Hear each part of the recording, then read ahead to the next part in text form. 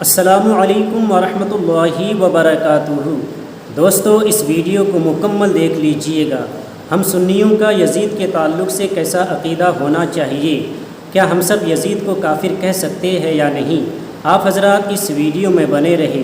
الحمدللہ ہم سنی مسلمان ہیں اور مسلک اعلیٰ حضرت رضی اللہ تعالی عنہ کے ماننے اور چاہنے والے ہیں۔ الحمدللہ ہم سب امام حسین رضی اللہ تعالی عنہ اور کربلا والوں سے بے پناہ محبت کرتے ہیں۔ ہمارے دلوں میں اللہ تبارک و تعالی امام حسین اور کربلا والوں کے لیے سچی محبت عطا فرمائے۔ دوستو، آپ حضرات اس ویڈیو میں بنے رہے کہ ہم سب یزید کو کافر کہہ سکتے ہیں یا نہیں۔ آئیے سنتے ہیں قرآن و حدیث کی روشنی میں مفتی زبیر مصباحی صاحب سے۔ محترم حضرات، جی ابھی تک محرم شریف کے اس ماہ مبارک میں جو بدعتیں رواج پا گئیں ان کی تردید میں ہم نے جوابات پیش کیے۔ اب جو اعتراضات ہیں، یعنی خاص طور پر واقعے کربلا کے حوالے سے کچھ اعتراضات ہیں لوگوں کی طرف سے، ان اعتراضات کے تشفی بخش جوابات آپ تک پہنچانے کی کوشش کر رہے ہیں۔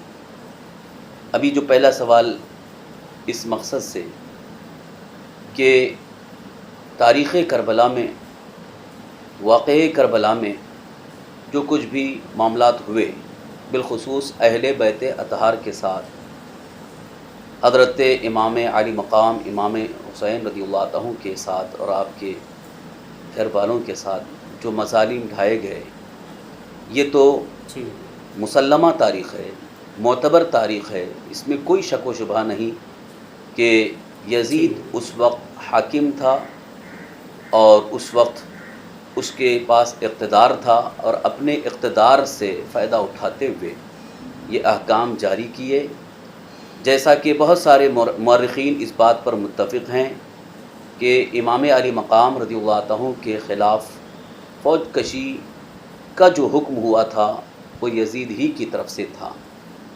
ظاہر سی بات ہے کہ حاکم کے حکم سے فوج جا رہی ہے اور فوج نے سارے مظالم ڈھائے اور جو بھی معاملات ہوئے، بالخصوص اہل بیت اطہار کو سخت ایذا پہنچی۔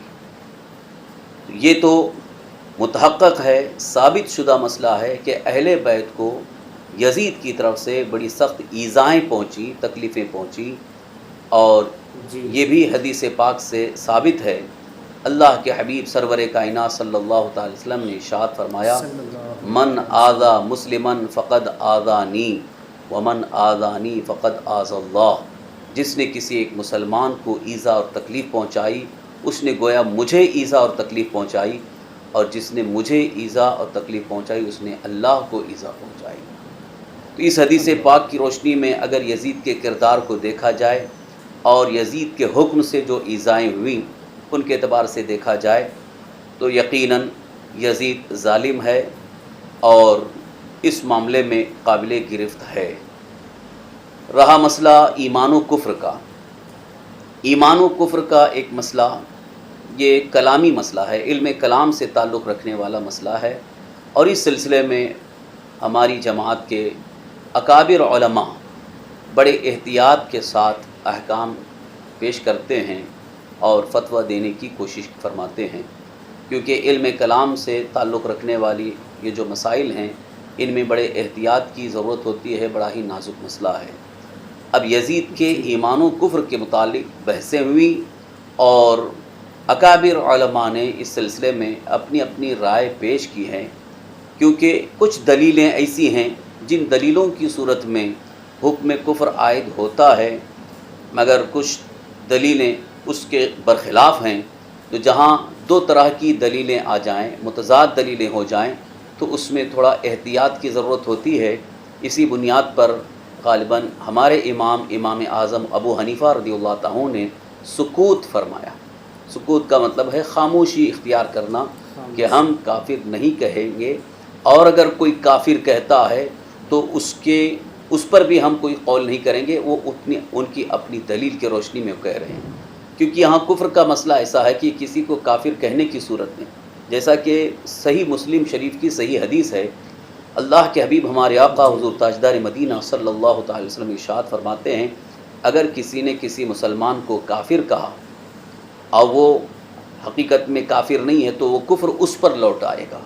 تو اس لیے مفتیان کرام اور فقہا جب کسی پر حکم کفر عائد کرتے ہیں تو اس میں پورے ثبوت اور شواہد متحقق ہو جائیں تب جا کر کے حکم کفر پیش کیا جاتا ہے، کفر کا فتویٰ دیا جاتا ہے۔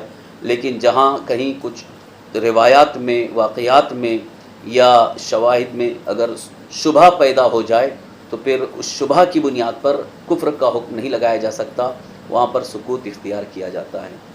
رہا مسئلہ امام اہل سنت اعلیٰ حضرت مجدد دین ملت الشاہ امام احمد رضا قدس روح کی بارگاہ میں جب پیش ہوا تو آپ نے بھی اس کا اظہار فرمایا کہ امام اعظم ابو حنیفہ رضی اللہ عنہ کا جو موقف ہے وہ تمام اہل سنت و جماعت کا، یعنی احناف کا موقف یہی ہے کہ سکوت اختیار کیا جائے۔ لیکن اگر جماعت اہل سنت کے اکابر علماء میں یا ائمہ مجتہدین میں کسی کی طرف سے اگر حکم کفر بھی ہے تو ہم اس پر یہ نہیں کہیں گے کہ وہ کفر ان کی طرف لوٹے گا، کیونکہ جو دلائل ان کے نزدیک معتبر ہیں اور جن دلائل کی بنیاد پر انہوں نے کفر کا حکم دیا وہ بھی دلائل اپنی جگہ بالکل صحیح ہیں۔ بہرحال ہم تو صرف اور صرف احتیاطاً کہ حکم کفر ہماری طرف نہ لوٹے کہ شبہ پیدا ہونے کی بنیاد پر سکوت اختیار کرتے ہیں، کف لسان جسے بھی کہا گیا ہے، کف لسان یعنی زبان کو روکنا، باقی اس کے جو معاملات ہیں وہ اللہ بہتر جانتا ہے۔ دوستو، بہت ہی خوبصورت انداز میں قرآن و حدیث کی روشنی میں مفتی زبیر مصباحی صاحب فرما رہے تھے، بتا رہے تھے ہم سب کو چاہیے کہ ان باتوں پر عمل کریں۔